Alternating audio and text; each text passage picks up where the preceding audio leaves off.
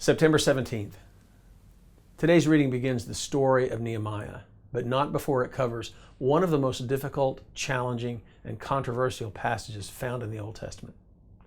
Ezra's joy at his return to Jerusalem is cut short when he is told by the city leaders that many of the priests and officials that had returned years earlier have violated one of the most fundamental laws that God had laid down, the prohibition against intermarriage with foreigners.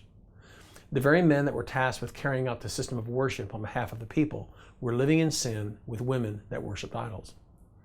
Ezra is beside himself at the news, after the judgment that had come upon Israel because of this very sin of their ancestors, after the destruction of the city and the temple, and after 70 years of exile as discipline.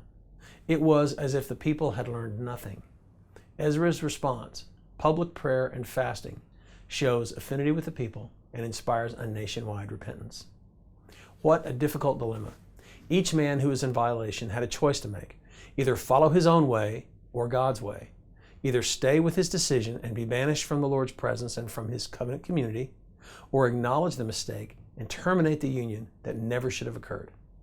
We get a bit more clarity on the issue in a few days when we see in Malachi 2, chapter 10 through 16, that some of the men had divorced their Jewish wives in order to marry their current pagan wives.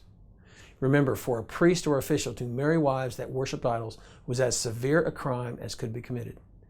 It was an unusual situation for an unusual circumstance that had been created by gross sin on behalf of Israel's leaders. God's mercy was displayed by offering these men a chance to turn from their disobedience. Today's reading is a reminder that life can be messy. People make very bad decisions that bring calamitous circumstances upon their lives. The Bible doesn't paper over these mistakes. This episode is awkward and unusual, and it should not be used as a doctrinal statement about divorce. No, this passage is about dealing with the consequences of sin.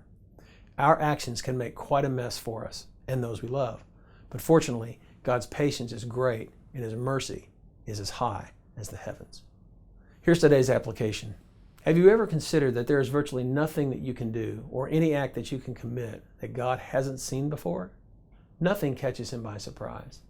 There is no reason to run from God or attempt to hide anything from Him. He sees and knows all.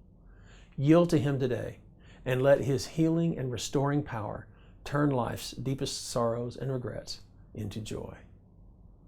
Now here's today's prayer.